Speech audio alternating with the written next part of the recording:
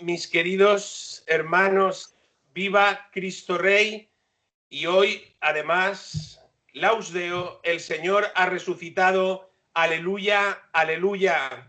Estamos hoy aquí reunidos grabando este programa que van a ver ustedes en los próximos días, el domingo de resurrección, el domingo de Pascua, y estamos pues nada más y nada menos con la mejor persona con la que podíamos estar en esta casa, con nuestro querido Padre Tamayo, director espiritual de la obra.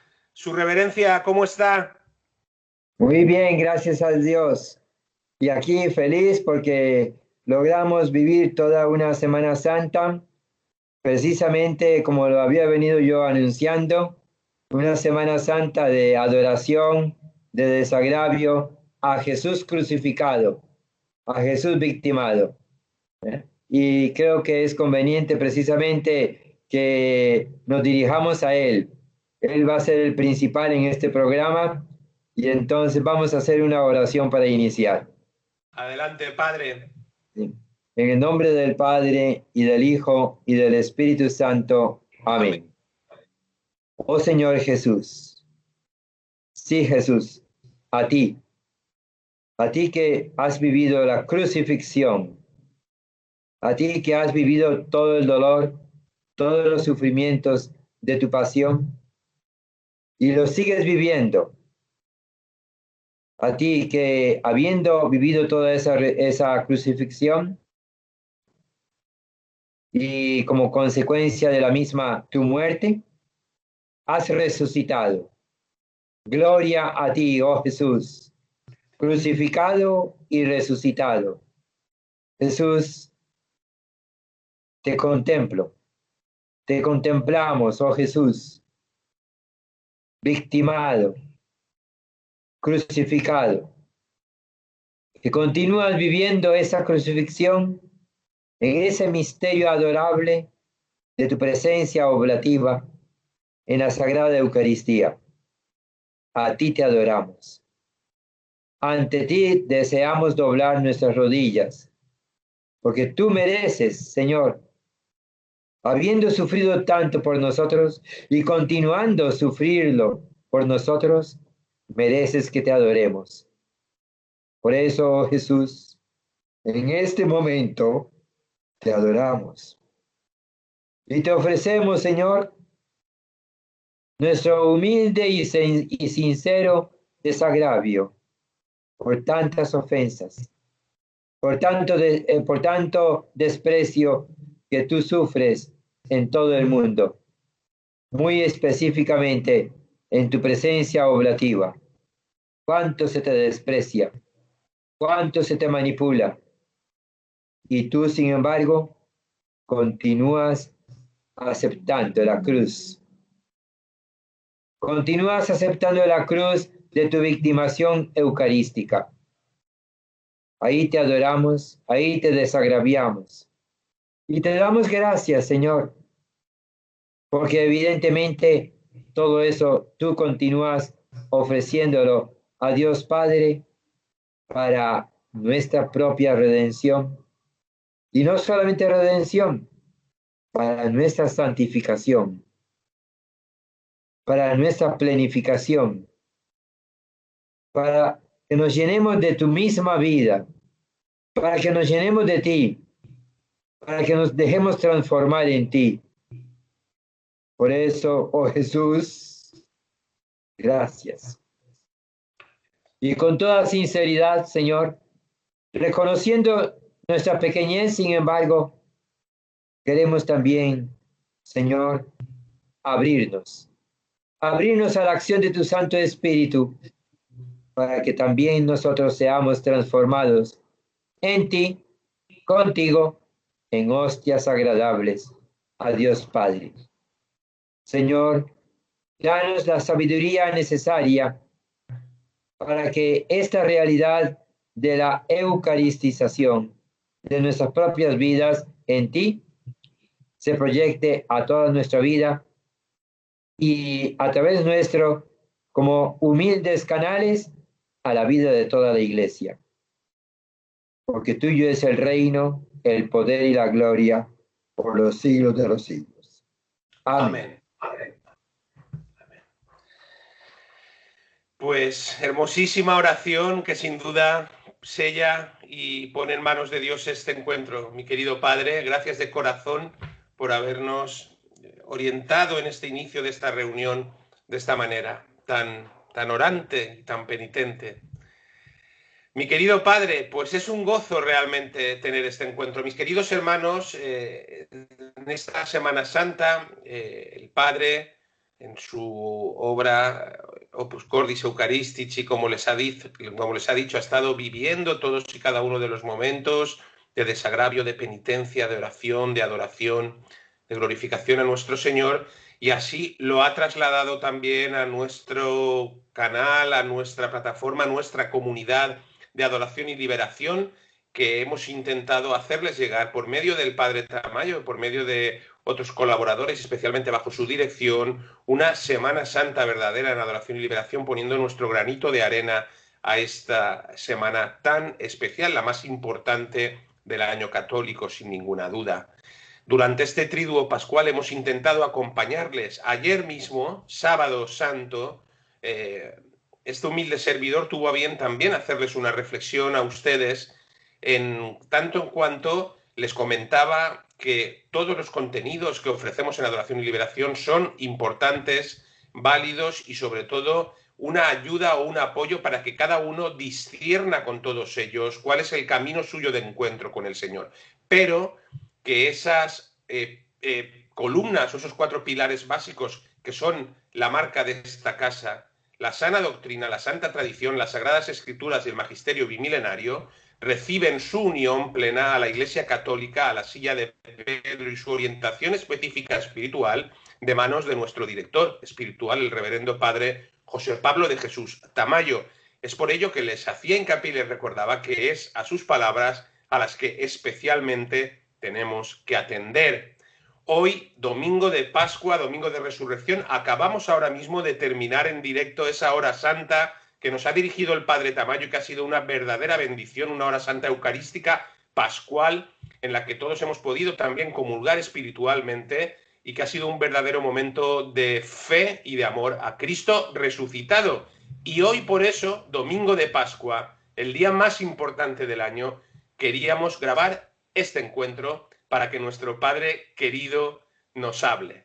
Así es que, Padre, hoy es uno de esos días especiales para esta casa, donde usted, además de todo el trabajo de oración, adoración y de entrega que hace a diario por esta obra, va a hablar directamente a todo el remanente fiel universal que desde esta casa intentamos coordinar, y le estamos por ello muy, muy agradecidos. Con muchísimo gusto, con muchísimo gusto. Y quería comentarte un primer aspecto que tú señalabas precisamente el día de ayer, sábado santo, en esa motivación tan oportuna que diste y que recordabas ahora hace un momento. Tú indicabas que ciertamente la orientación que este servidor está dando al canal es lo más importante. Y yo me puse a reflexionar sobre eso. ¿Por qué? Porque soy sacerdote. Es algo importantísimo que hoy día tenemos que aclarar a nivel de toda la iglesia. Porque hoy día, debido al materialismo que se ha infiltrado, lastimosamente, en la vida de la iglesia, hay uno de los errores que muchas veces se cometen en muchos lugares, gracias a Dios no siempre, pero sí con mucha frecuencia, es confundir el sacerdocio católico con el pastoreo protestante. Y entonces se olvida el carácter sagrado del sacerdocio, a diferencia del pastoreo que puede hacer cualquier otra persona, pertenezca a la verdadera religión, que solamente la católica, o pertenezca a cualquier otra denominación religiosa o a cualquier otra secta. Correcto. De manera que entonces es importantísimo eso porque voy a decir un solo detalle que nos diferencia.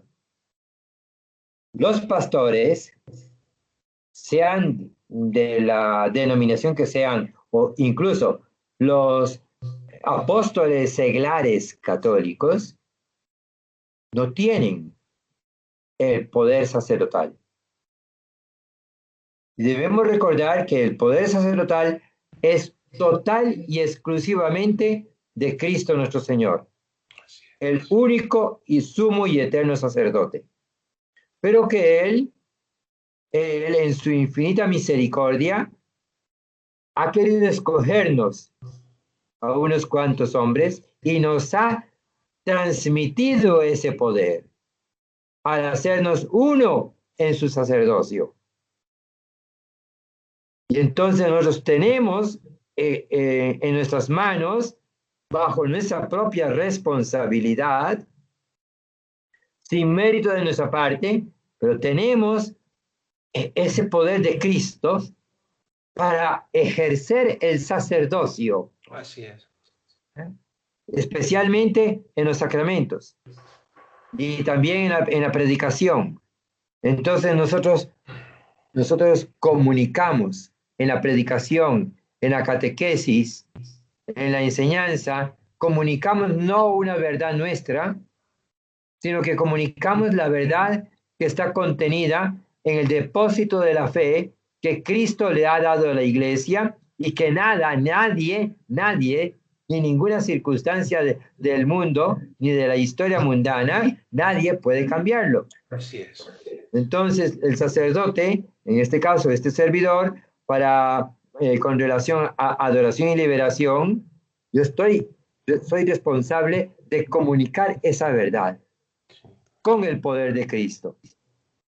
Y esa es la responsabilidad que yo siento. Y la acepto con gozo y con humildad, pero también con la decisión de cumplir esto en la mayor perfección que yo puedo dentro de mis limitaciones.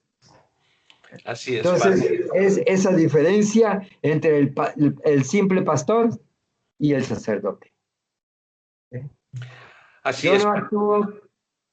no actúo como una persona, no actúo solamente en nombre de José Pablo Tamayo, sino que actúo como el padre José Pablo Tamayo, Correcto. en el poder de Cristo. Y con ese poder de Cristo los amo y quiero llevarlos siempre por el camino de la única verdad que Cristo le ha encomendado a la iglesia. Amén. Así es, Padre. Así es, y así se lo agradecemos y así damos gracias a Dios cada día por el hecho de que el Señor ha querido tener una enorme misericordia con esta obra, con este apostolado de adoración y liberación y regalarnos este santo sacerdote que nos guía. ¿Por qué digo esto, Padre? Me va a permitir un apunte. Usted decía y dice muy bien el valor sagrado del sacerdocio. Desgraciadamente, ¿cuántos de sus propios hermanos en el sacerdocio han ellos mismos renunciado y están renunciando a ese valor sagrado en nombre de una unión de religiones, de creencias, de pueblos, en nombre de algo que en definitiva es contrario a la única verdad? Es que es una y solo una. Esa es la que usted siempre nos recuerda y nos transmite, y es la de la Iglesia. No se la ha inventado el Padre, pero sí que el Padre actúa in persona Christi, in nomine Christi, para llevarnos adelante en esta misión, por lo cual siempre recordamos además que Adoración y Liberación no es un canal de YouTube, no es una web, no, Adoración y Liberación es un apostolado de la Santa Madre Iglesia Católica, unida a la Santa Católica por medio de un director espiritual, nuestro querido Padre Tamayo, por medio de los obispos que son fieles a la verdad inmutable. Poníamos como ejemplo ayer a Monseñor Viganó y tantos otros que a pesar de estar en minoría siguen siendo fieles, y por medio de la unión al Santo Padre, el Papa Benedicto XVI. Por supuesto que Padre, y se lo agradecemos a usted, pero sobre todo a Dios. Y dicho esto, Padre, pues quiero hoy que nos orienten algunas ideas esenciales. Mire, si me permite, y usted interrumpa cuando quiera, que usted es el que manda, pero si me permite, quería tratar un tema que creo que es importante que usted nos aclare.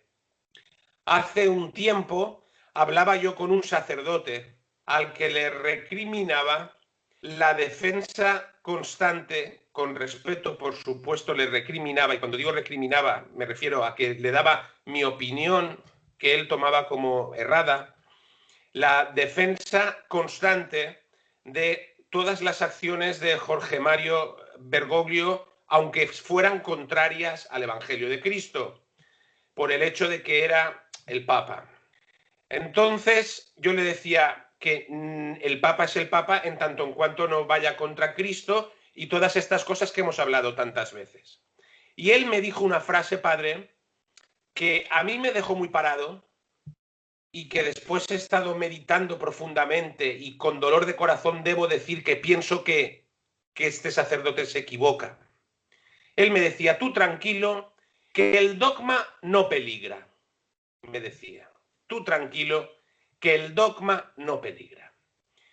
Yo, padre, tengo la sensación constante y diaria por lo que vivimos con profundo dolor de que el dogma sí peligra. Entonces yo quisiera que hoy usted nos hablara del dogma, padre. Nos hablara del dogma para que los hermanos de Adoración y Liberación sepan que lo que aquí intentamos hacer humildemente es defender y sostener el depositum fidei de la Santa Madre Iglesia. Mira, aquí podría yo decir muchísimas cosas para responderte esta inquietud que la encuentro muy justa y muy oportuna. ¿Qué es el dogma? El dogma es el conjunto de las verdades que Dios nuestro Señor nos ha revelado específicamente en Jesucristo.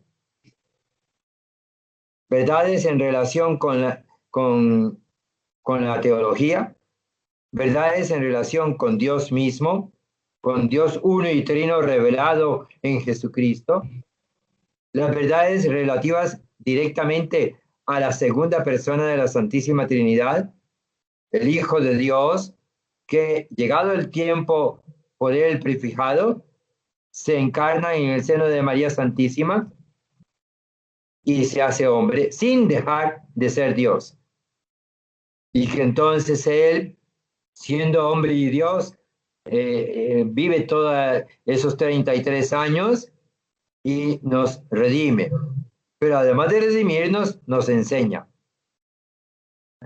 Entonces, toda esa verdad y además la verdad que Cristo mismo nos ha comunicado sobre la Santísima Virgen María, las verdades que Cristo nos ha comunicado sobre su cuerpo místico, que es la Iglesia Católica, y solo la Iglesia Católica es el cuerpo místico de Cristo, y las verdades sobre la moral que todo ser humano debe vivir, pero muy específicamente los bautizados. Los que somos católicos debemos vivir esas verdades, específicamente en el aspecto moral. Las verdades sobre la necesidad de evangelizar. La iglesia está enviada a evangelizar y a atraer hacia el único redil de Cristo, que es la Iglesia Católica, a toda la humanidad, si fuera posible. ¿Por qué? Porque solamente la Iglesia Católica es la verdadera. Porque solamente la Iglesia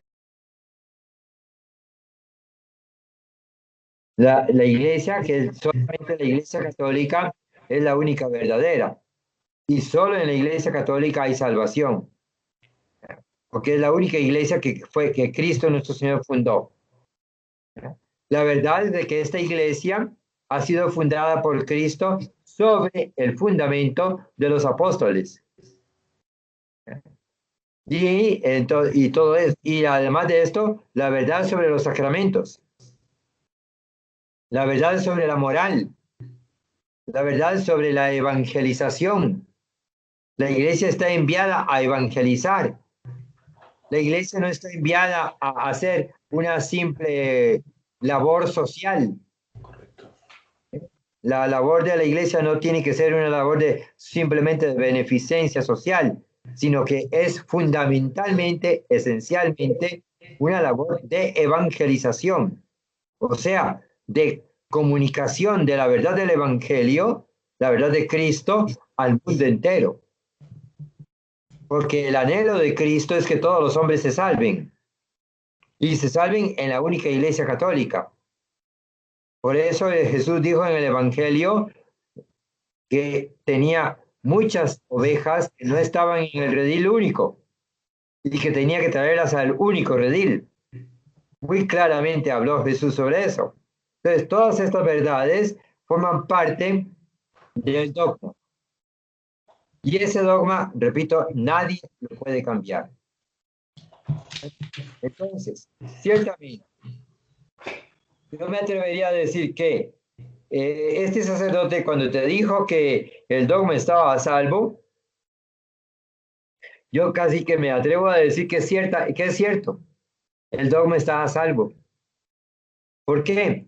Porque la Iglesia Católica, la verdadera Iglesia Católica, el resto de la Iglesia Católica, que está ya anunciado precisamente en la Sagrada Escritura, que es uno de los fundamentos del dogma, junto con el magisterio de la Iglesia, junto con la tradición de la Iglesia, eso está ahí contenido.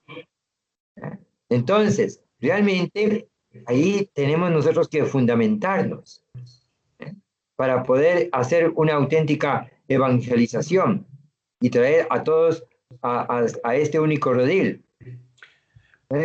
Podemos decir así, padre, que evidentemente Cristo nos aseguró que las puertas del infierno no iban a prevalecer sobre la Iglesia y, por lo tanto, padre, podemos decir que Cristo encontrará fe en la tierra cuando vuelva y, por tanto, salvaguardado también por las manos de su Iglesia, su dogma, en ese pequeño resto, en ese remanente fiel que va a soportar la pasión de la Iglesia hasta los últimos días.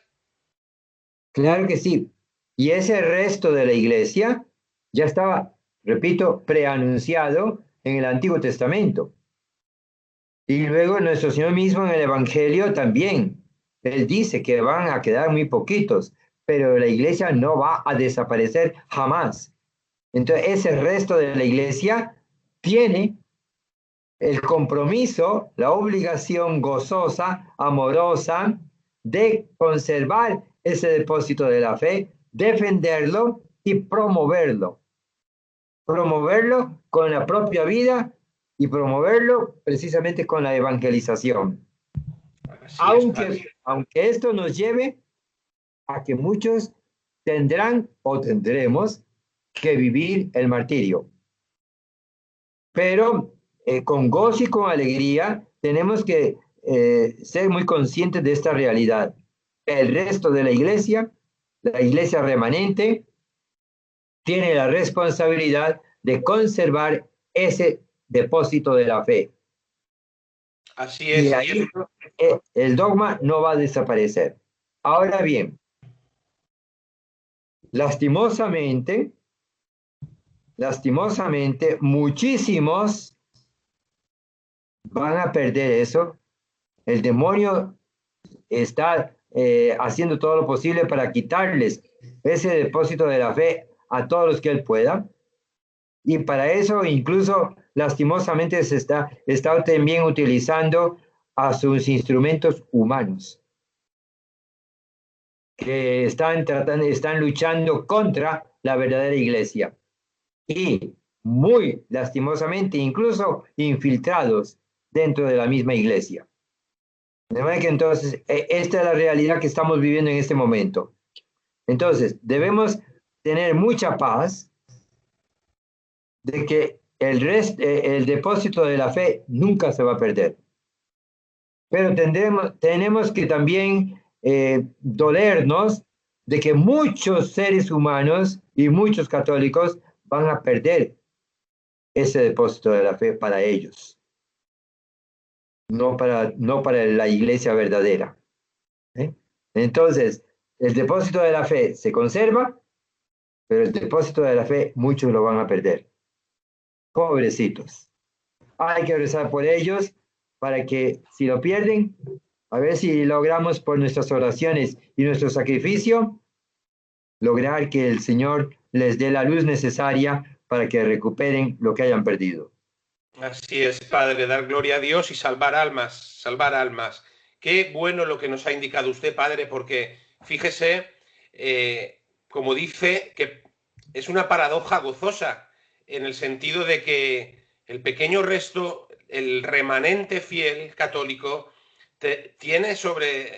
tenemos humildemente los que queremos formar parte de ese remanente y queremos que el Señor encuentre fe en la tierra cuando venga en nosotros, una enorme responsabilidad sobre su espalda, pero paradójicamente esto se realiza con fe, con gozo y con alegría frente, como nos recordaba esta Pascua Monseñor Viganó, a una jerarquía muchas veces ávida de poder mundano y entregada al mundo. Y esto es realmente paradójico, doloroso, pero como usted dice, necesario vivirlo con paz, denunciar lo que haya que denunciar y abrir ojos y salvar almas, ¿verdad, Padre?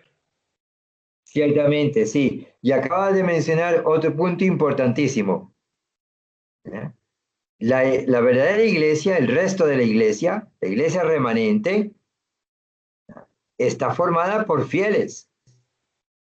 Pero hay que saber entender la palabra fieles. Hay que saber entender el concepto de fieles cristianos. Fieles cristianos abarca todos los campos de la iglesia. Seglares, consagrados, religiosos, religiosas, sacerdotes, obispos, cardenales y el Papa.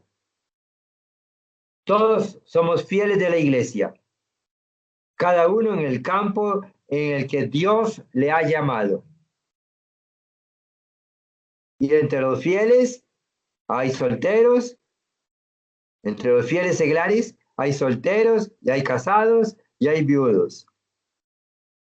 Hay niños, hay adolescentes, hay jóvenes, hay ancianos, todos somos fieles de la iglesia, fieles cristianos. Y todos estos, gracias al Señor, estamos conformando el resto de la iglesia. En el resto de la iglesia hay de todo. Pero todos debemos entonces estar unidos a la cabeza.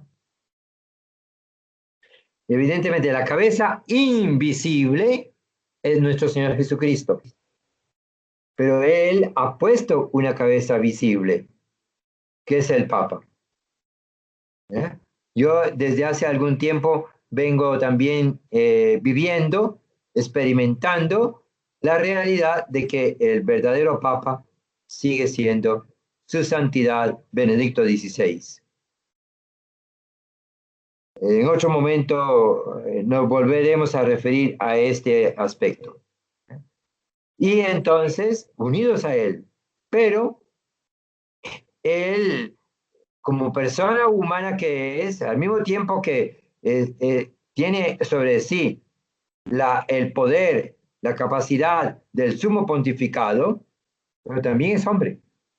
Y por tanto, como hombre tiene sus limitaciones y necesita entonces la colaboración de otros colaboradores inmediatos a él, debajo de él, no a la par de él, Por supuesto. sino debajo de él, que son los obispos. Los obispos, unos trabajan directamente en la Santa Sede, otros trabajan en las respectivas diócesis, pero son los inmediatos colaboradores del Papa, bajo la autoridad suprema y única del Papa, y universal del Papa. Eso es importante saberlo y conocerlo muy bien y tenerlo muy claro siempre. Además de esto, entonces todos los demás fieles debemos estar también unidos a los obispos. Ahora bien, lastimosamente, no todos los obispos en este momento están en el resto de la iglesia. Muy pocos en este momento se han manifestado como parte del resto de la iglesia. Por eso, yo quiero aprovechar este momentito para decir algo que vengo experimentando desde hace unos 2 o 3 días.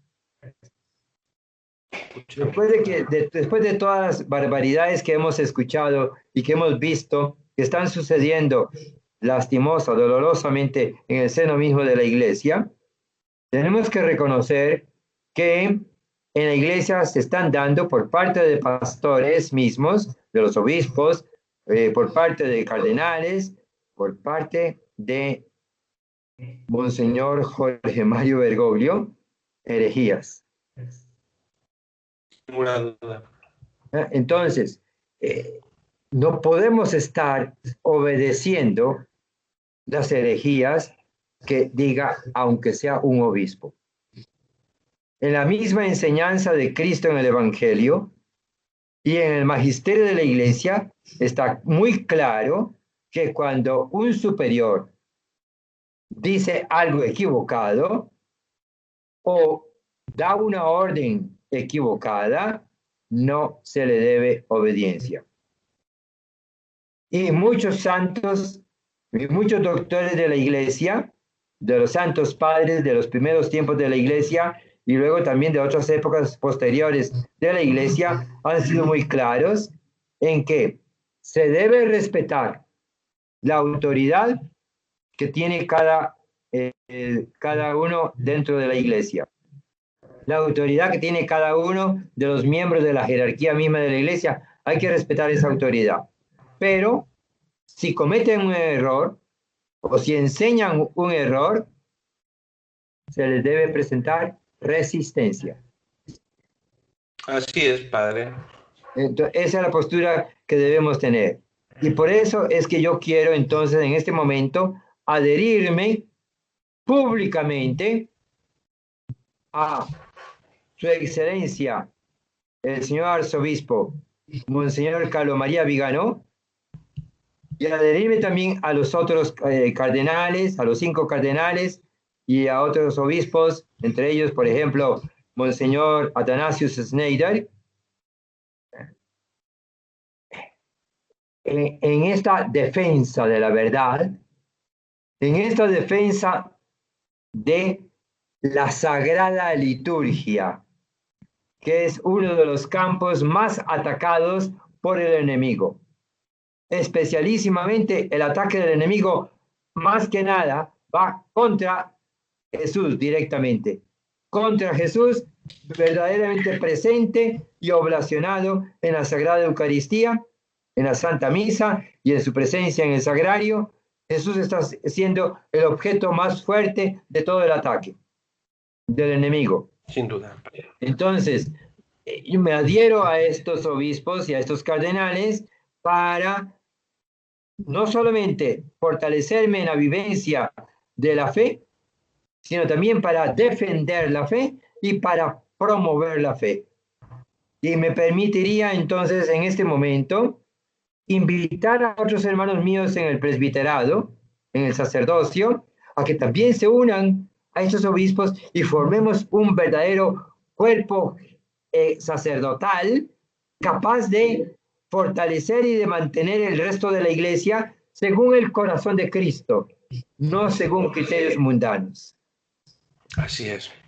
Gozosísimo mensaje, padre, que le agradezco profundamente por el valor que tiene dicho en boca de un sacerdote del Señor, de un sagrado sacerdote del Señor, y que en este momento, como yo les indicaba ayer, nos indica lo más importante, lo que hemos de seguir para seguir siendo fieles a la Santa Iglesia Católica de siempre. Así es que yo le agradezco profundamente este lineamiento suyo, que nosotros, evidentemente, la Adoración y Liberación conocemos, y que el Padre una vez más vuelve a hacer público. Y nosotros con él, nosotros todo el remanente fiel que camina en Adoración y Liberación, se unen al Padre Tamayo en esta unión y apoyo a estos obispos y cardenales que defienden la sana doctrina, la santa tradición y el magisterio bimilenario y que se encuentran unidos a la silla de Pedro, pero a la silla de Pedro bimilenaria y no a la silla de Pedro ocupada, hereje y apóstata. Así es que, Padre, de todo corazón se lo agradecemos y estoy seguro que en este momento miles de almas que le están escuchando van a sentir un profundo alivio dentro de la tribulación que estamos pasando en su corazón al escuchar de boca de un santo sacerdote que ven actuar a diario en esta casa y en las obras de fe, esperanza, caridad y misericordia, decir esta verdad que a muchos les cuesta decir, pero que no es otra que la de Cristo. Mis queridos hermanos, el Padre lo ha dicho muy bien, no estamos autorizados a obedecer a obedecer órdenes contrarias a nuestro Señor Jesucristo.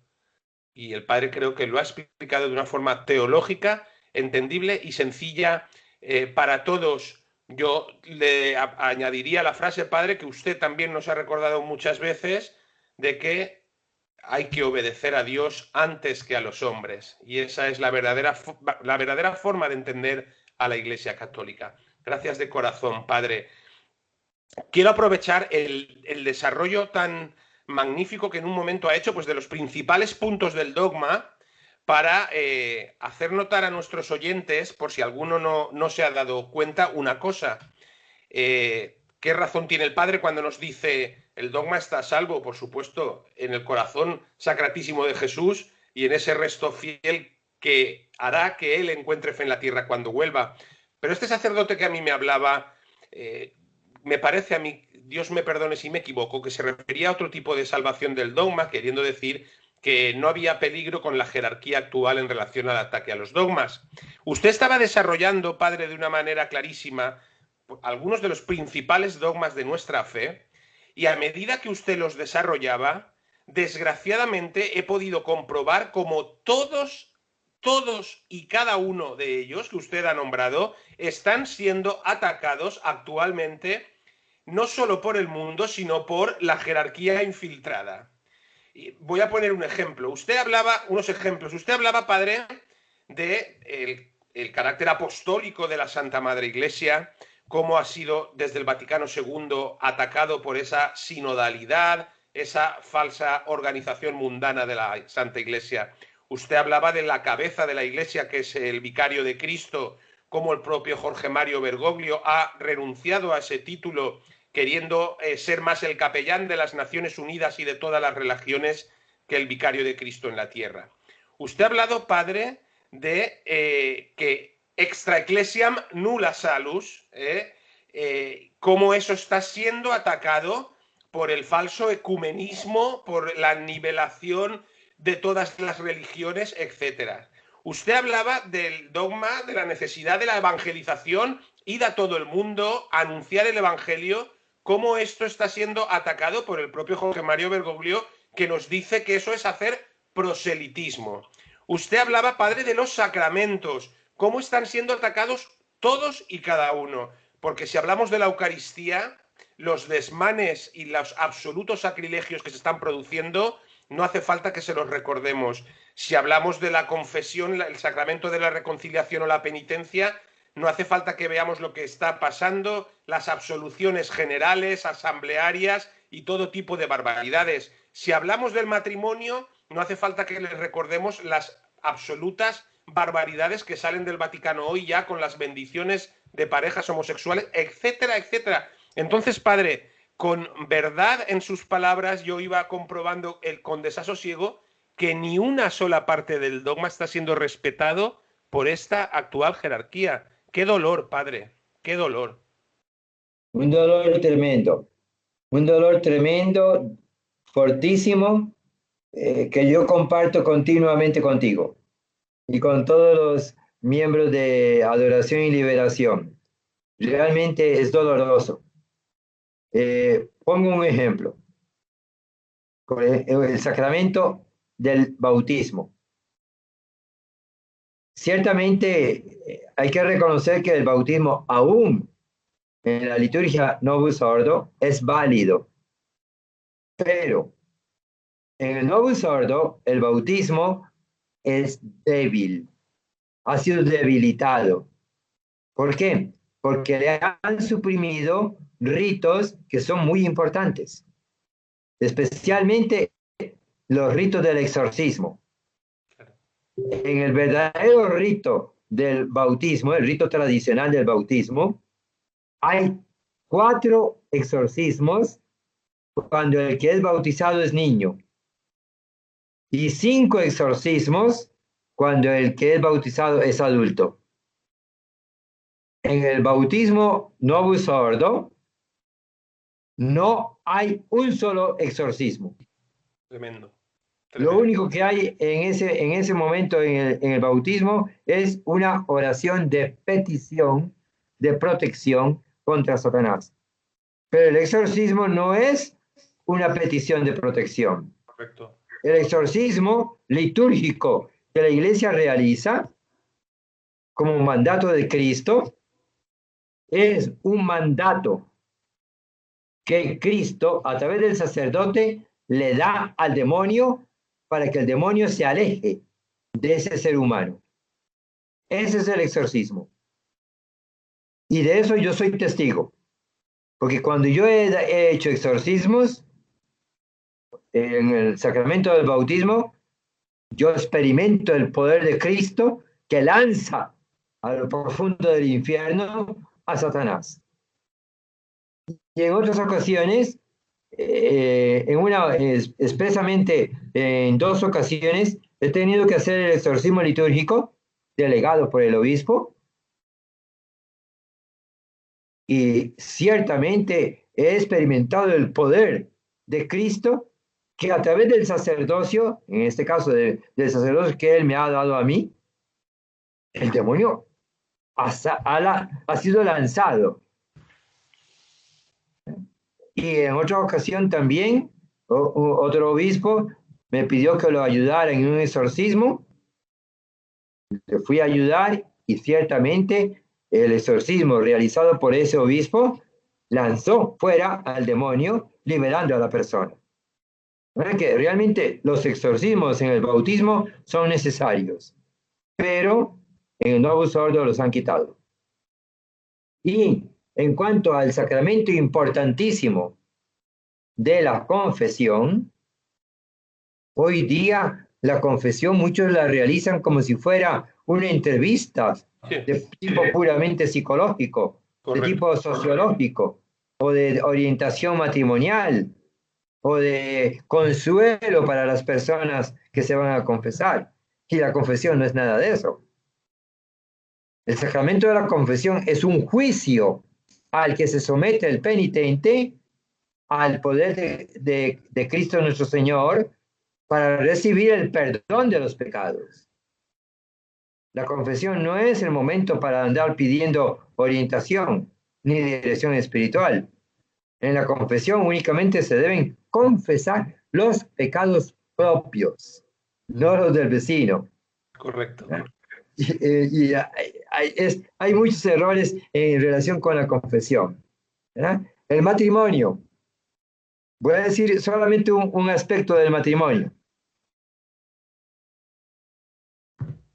Actualmente en el Novus Ordo, el matrimonio se presenta como la unión entre un hombre y una mujer para que vivan el amor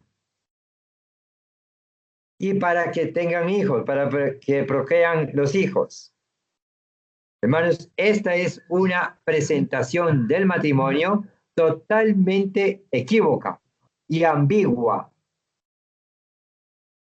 En realidad, el sacramento del matrimonio, instituido por nuestro Señor Jesucristo, tiene una sola finalidad: la procreación de los hijos en un ambiente de amor, de comprensión, de defensa, de promoción, de defensa.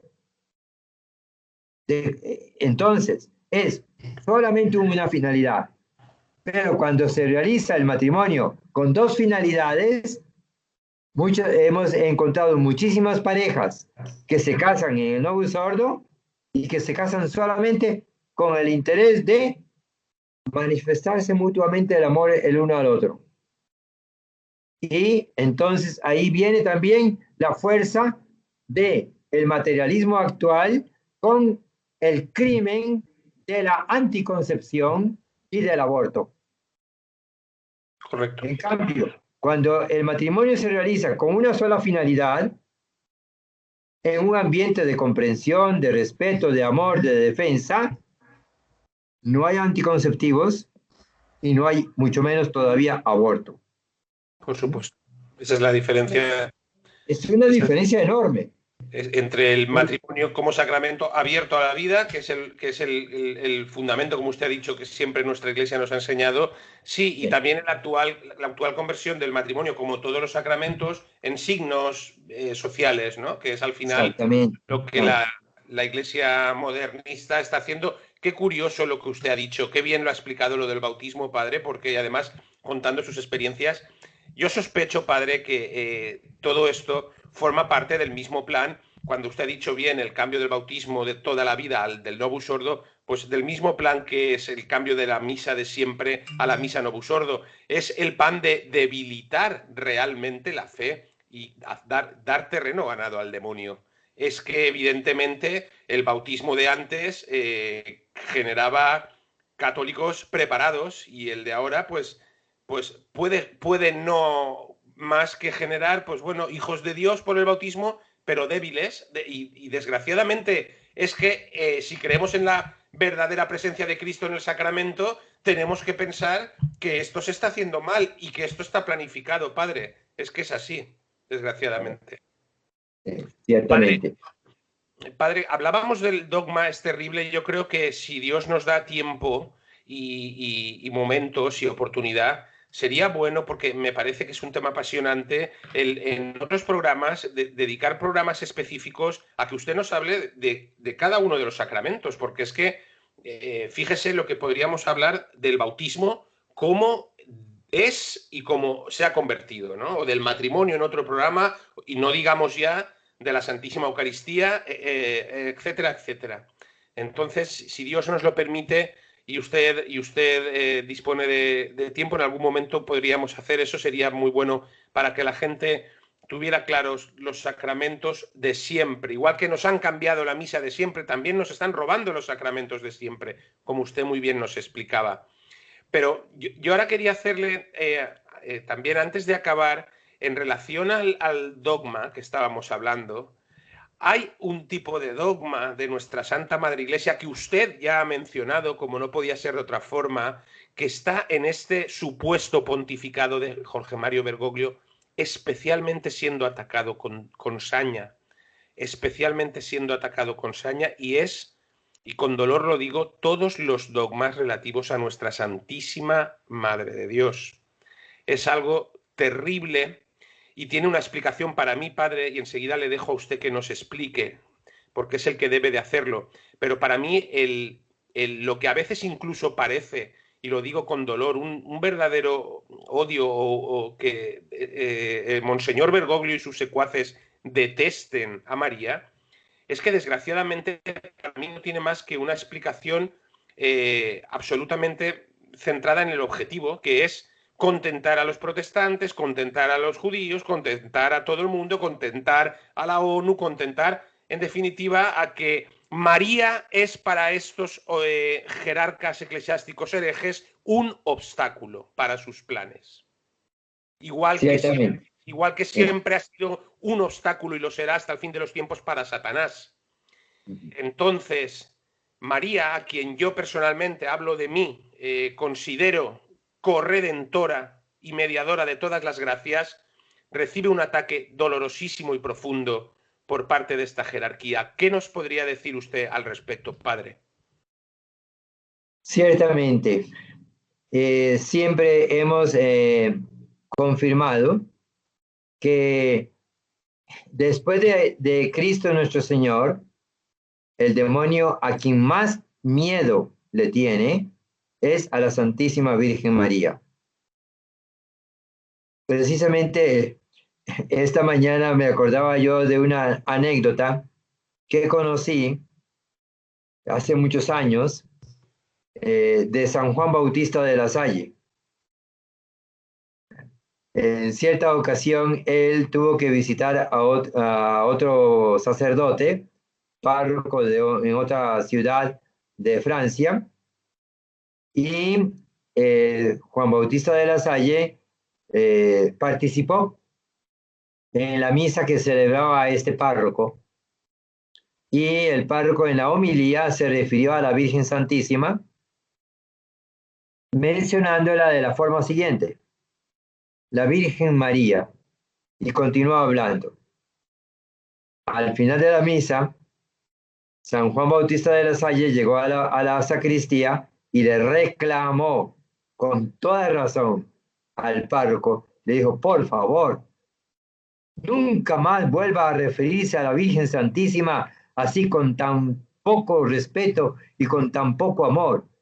Cuando se refiere uno a la Virgen, tiene que llamarla como ella lo merece: Santísima, Santísima Virgen. Ese fue el reclamo que Juan Bautista de la Salle le hizo al otro sacerdote, con toda razón. Y yo me uno a San Juan Bautista de la Salle, aunque siempre he estado muy unido a él por mis años anteriores, antes de ser sacerdote, ¿verdad? Lo conocí muy bien. Lo conocí muy bien porque yo fui hermano de la Salle antes de ser sacerdote.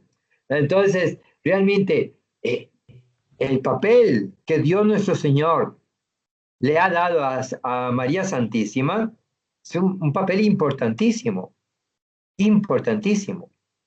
Siempre el dogma mismo de la Iglesia la ha reconocido a ella como lo que podríamos llamar la perfecta intercesora. Y esto apoyándonos en gran parte precisamente en el relato evangélico de la boda de Caná. María Santísima se da cuenta de que falta el vino y es ella la que le pide a Jesús, de una manera muy suave, pero plenamente maternal. María Santísima le dice a Jesús: Jesús, no tienen vino. Y Jesús entiende inmediatamente que María Santísima le está diciendo: Jesús, remédiales este problema. Y por la intercesión de María Santísima, Jesús realiza su primer milagro: la conversión del agua en vino. Primer milagro. ¿Y cuál es la finalidad de los milagros que realiza Jesús? Demostrar que Él, además de ser hombre, es Dios. Entonces, por la intercesión de María Santísima, Cristo nos comunica toda su vida. Por la intercesión de María Santísima. Así es, Padre. Bien, pero hay muchos otros títulos que María Santísima recibe con todo derecho. Y podríamos mencionar aquí el título más importante de María Santísima, que es el de Inmaculada Concepción. María Santísima no es una mujer cualquiera. María Santísima no es una muchachita cualquiera. Correcto. María Santísima es la Inmaculada, la llena de gracia, la sin mancha, la sin pecado, desde el momento mismo en que ella fue engendrada en el seno de su mamá, Santa Ana. Ella fue concebida sin pecado original. Y por eso, con todo derecho, se le debe llamar Inmaculada. Y además hay otros títulos. Por ejemplo, hay un título que, aunque todavía no ha sido canónicamente reconocido por la jerarquía eclesiástica, pero yo creo que tiene que llegar el momento, va a llegar el momento en que su santidad el Papa lo va a declarar María Santísima es co-redentora. Y yo Amén. estoy plenamente convencido de que ciertamente María Santísima es corredentora del género humano. Amén. Ciertamente, ciertamente, el único redentor Correcto. es Jesucristo. Pero María Santísima vivió la redención del género humano desde el momento mismo en que ella dijo, fiat, mihi voluntas tua. Desde ese momento ella comenzó a co-redimirnos.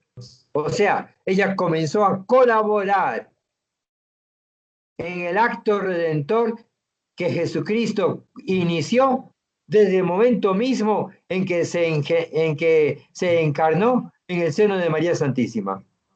Desde ese momento Jesús es nuestro redentor y María Santísima la colaboradora, por tanto la corredentora. Y esto el mismo Espíritu Santo lo comprobó cuando María Santísima y San José presentaron al niño Jesús en el templo.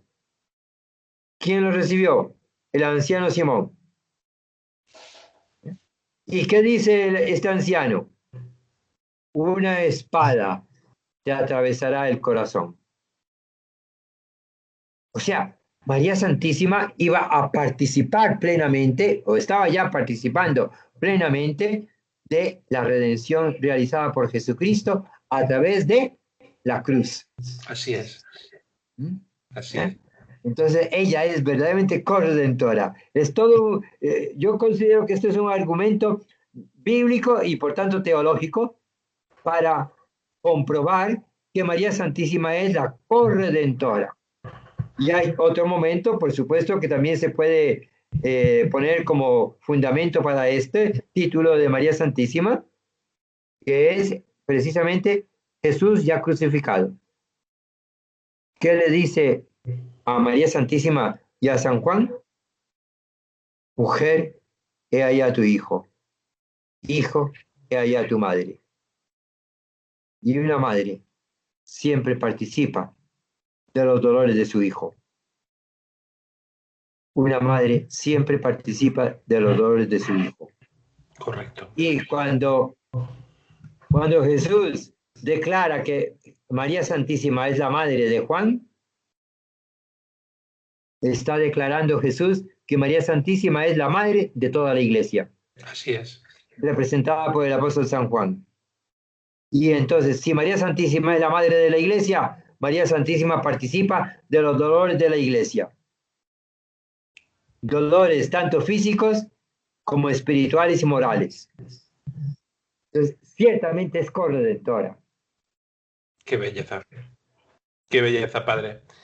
Qué belleza esta explicación que nos confirma en la creencia que nosotros sostenemos, unidos a padres de la Iglesia y santos de todos los siglos en la función corredentora de nuestra Santísima Virgen María. Y yo, como usted, Padre, me adhiero a lo que usted dice, convencido de que veremos proclamarse el quinto dogma, veremos proclamarse a nuestra Santísima Virgen María como corredentora del género humano, por supuesto mediadora de todas las gracias. Fíjese, Padre, hasta qué punto nosotros hemos tenido siempre que soportar, los católicos, como las sectas protestantes nos han acusado de idólatras y este tipo de cosas, sin entender y desconociendo que, por supuesto, nosotros adoramos solo a Jesucristo y veneramos profundamente a la Santísima Virgen María como Madre de Dios, Madre de la Iglesia y partícipe colaboradora en esa redención del género humano. Fíjese lo que está consiguiendo Monseñor Bergoglio con estos constantes ataques a la Santísima Virgen María. Está consiguiendo que ya haya grupos y publicaciones o medios católicos que siguen ciegamente a Bergoglio, haga lo que haga, que a quienes defendemos esta tradición y esta creencia y esta doctrina de la Santa Madre Iglesia sobre el papel corredentor de la Virgen, ya nos están llamando mariólatras. Es tremendo. Yo ya he leído, he tenido la desgracia de leer esa palabra. Mariólatras nos llaman los propios entre comillas, católicos que siguen a Jorge Mario Bergoglio, quien desde luego sí que están siendo idólatras de un hombre. Ahí está la verdadera paradoja. Nos llaman Claro. idólatras por venerar a nuestra Santísima Virgen María, mientras ellos creen cualquier cosa que diga Monseñor Bergoglio, por mucho que contradiga a Cristo y a María, Padre. Sí, ciertamente ellos están comprobando que no conocen el dogma como debe ser, porque en el dogma conocemos muy bien que hay varios tipos o varios niveles de culto Correcto. a lo sagrado. ¿Ya? Entonces, está en primer lugar el culto de la tría, que es el culto de adoración que se le debe dar exclusiva y totalmente a Dios uno y trino revelado en Jesucristo. El culto de la tría. Luego está el culto de hiperdulía, que es el culto de superveneración que solamente se le debe dar precisamente a la Santísima Virgen María. Y finalmente el culto de dulía, que se le debe dar a todos los demás santos. La veneración digamos, superior, la veneración, no adoración, que se le debe dar a la Santísima Virgen María. Y yo aquí pongo un ejemplo muy concreto y muy sencillo. ¿A qué hijo le va a gustar que ofendan a su mamá? Ninguno, Padre. Muchas veces se puede, digamos, hasta cierto punto, se puede aceptar que una persona ofenda a un hermano, o se puede aceptar hasta cierto punto que alguien ofenda al papá. Pero cuando la ofensa va dirigida hacia la mamá, duele mucho más. Sin duda alguna. Duele mucho más. Pues lo mismo, lo contrario a esto. Lo contrario a esto. Y esto lo compruebo porque yo sé que en todo el mundo también hay una práctica muy bonita, de tipo puramente humano y social, pero que es válida. Cada año se tiene el Día de la Mamá, el Día de la Madre, en todos los países. En unos países es en el mes de mayo. Aquí en Costa Rica es el mismo Día de la Santísima Virgen, el 2 de agosto. Perdón, el 15 de agosto. 15 de agosto, día de la Asunción de María Santísima. Aquí también lo celebramos como Día de la Madre. Y le damos entonces a nuestras mamás un amor muy especial ese día, mucho más especial que al papá o que a los hermanos. Ese es el culto de hiperdulía que le debemos dar con pleno derecho a la Santísima Virgen María. Ella es nuestra madre. Así es, Padre. Y quien pretenda decirnos que María Santísima no es nuestra madre, pobrecito, lo que se está perdiendo. Entonces, ella merece ese culto de hiperdulía. Así es, Padre. Gracias a Dios por sus palabras que nos llenan el corazón de gozo. Yo estoy seguro, Padre, que ahora mismo hay miles de personas con el corazón henchido de gozo por escucharle, por escuchar a un sacerdote de la Santa Iglesia Católica defender así a nuestra madre, defender así a nuestra madre. Y ya puedo también, y lo hago delante de mi director espiritual y director espiritual de esta obra, el Padre Tamayo,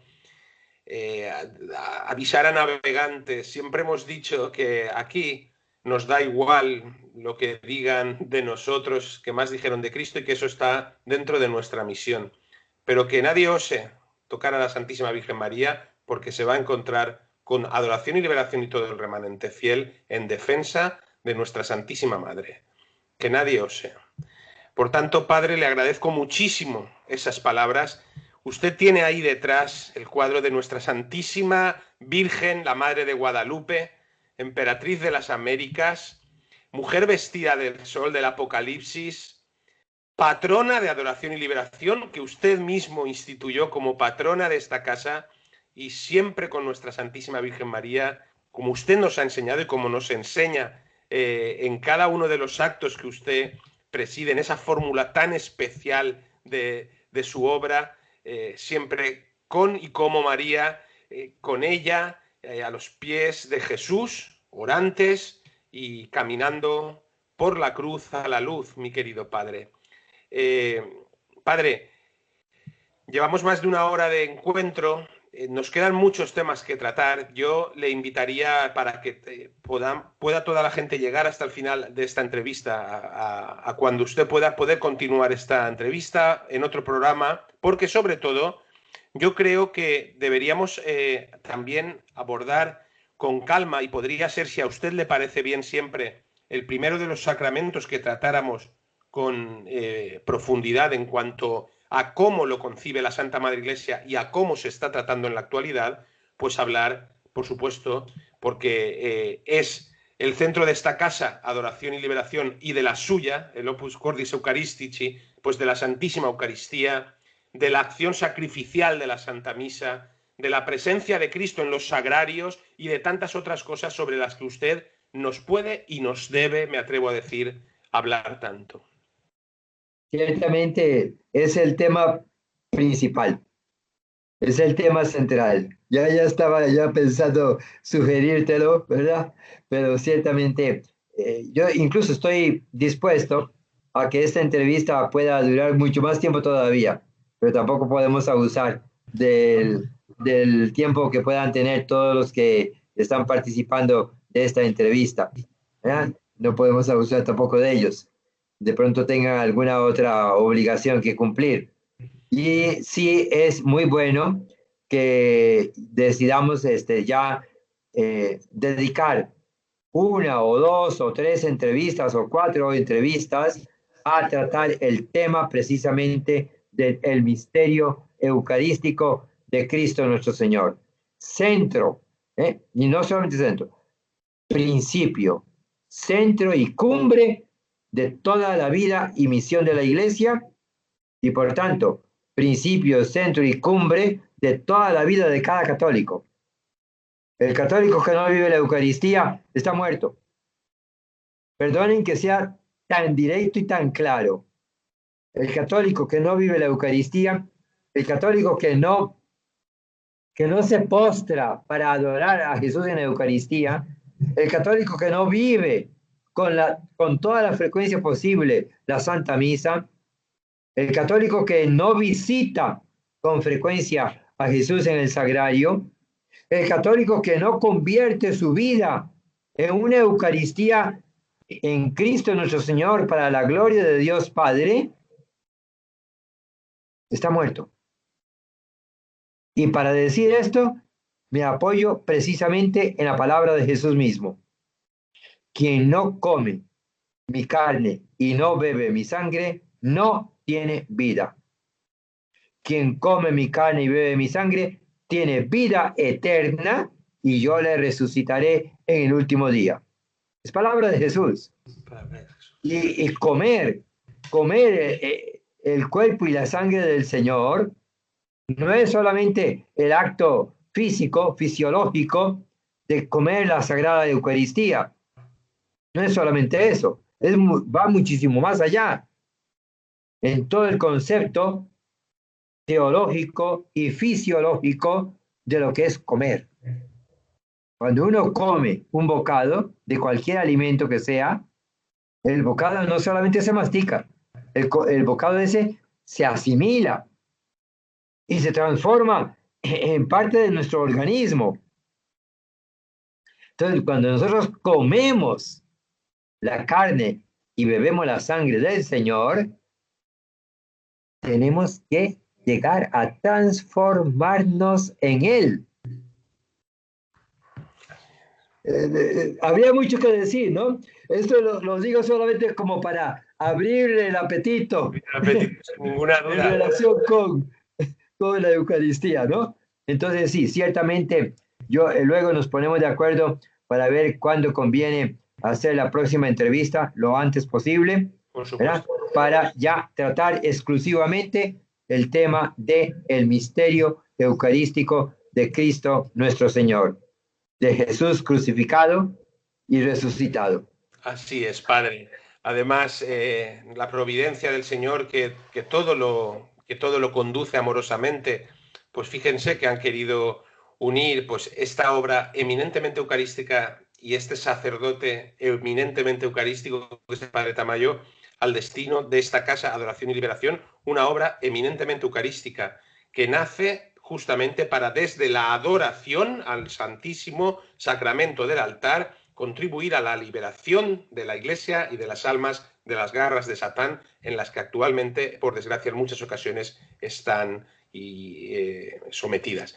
Por lo tanto, damos gracias a Dios por usted, Padre Tamayo. Hemos podido, mis queridos hermanos, en este encuentro hablar del dogma, de los principales puntos del mismo, de ese misterio que nuestro Señor Jesucristo envuelve en la Santa Madre Iglesia, en el dogma del dogma de la Santísima Virgen María, de los abusos que se está produciendo sobre todo este tipo de cosas, sobre la liturgia, sobre los sacramentos y sobre los mismos puntos dogmáticos y de tantas otras cosas en las cuales el Padre además ha mostrado claramente cuál debe ser el camino que siga el remanente fiel y cómo él mismo, como sacerdote del Señor, se adhiere a la verdadera Iglesia de siempre y así nos conduce como director espiritual a ese camino de salvación, porque humildemente y con todos nuestros fallos y nuestros pecados humanos, sí que somos conocedores por la gracia de Dios de que no hay otro camino de salvación. Y como tenemos ese conocimiento, que el Padre además nos lo explica y nos lo orienta y nos lo medita día tras día, no podemos errar,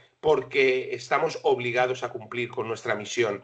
Así es que, Padre, me parece muy bien lo que usted dice, porque sin duda que podremos extendernos mucho más en próximas entrevistas que ahora concertaremos usted y yo, para que en cuanto usted esté disponible podamos presentarles ya una segunda y una tercera y ojalá que una cuarta y las que Dios nos permita y al Padre y su agenda y sus ocupaciones, por supuesto, le permitan, para cumplir con lo que ayer les dije, mis amados hermanos. En esta casa ofrecemos y seguiremos ofreciendo muchos contenidos para salvación de las almas y gloria de Dios, pero los más importantes son los que salen de la boca de nuestro director espiritual. Por eso queremos cada vez más abusar de nuestro Padre Tamayo, si él nos lo permite y nos disculpa y que nos pueda seguir guiando.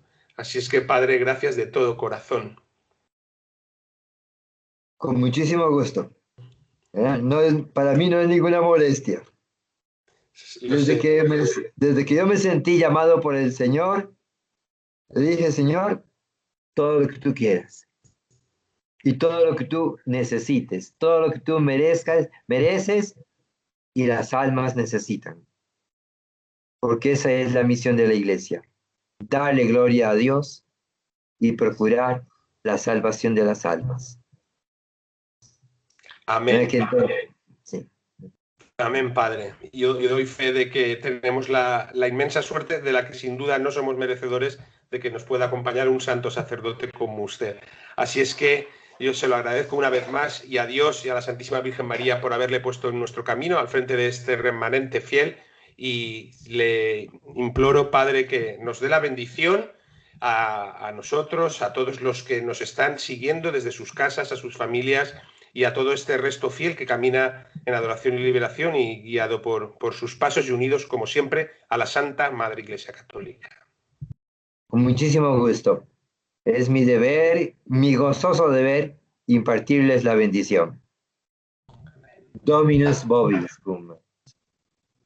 Cum spiritu tuo. El benedictio Deus omnipotens, Pater, el Filius et Spiritus Sanctus, descienda super vos, el mañana semper. Amén. Procedamos de corazón, Padre. Seguimos.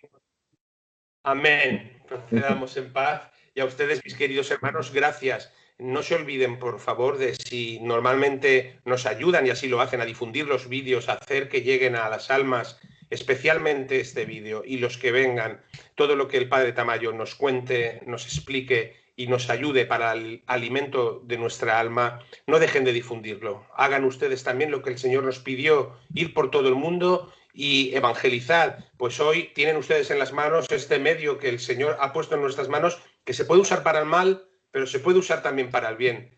Difundan y que llegue a mucha alma estas palabras de nuestro director espiritual. Dios les bendiga y les guarde. Gracias de corazón, Padre Tamayo. Hasta el cielo no paramos. ¡Viva Cristo Hasta el Rey! cielo no paramos. Duc in altum. ¡Viva Cristo Rey! ¡Viva Cristo Jesús Rey! crucificado y resucitado! Amén. Así Hasta sea. pronto. Hasta pronto, queridos hermanos. Hasta pronto.